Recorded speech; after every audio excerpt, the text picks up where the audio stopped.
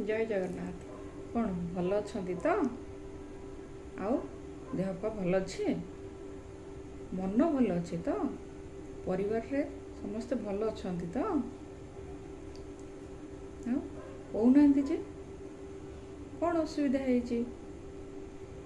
कौन किसी मनर कथा अच्छी जोटा कहवाक अच्छी कहीं मिलूना तो मु अच्छी ना मत कहतु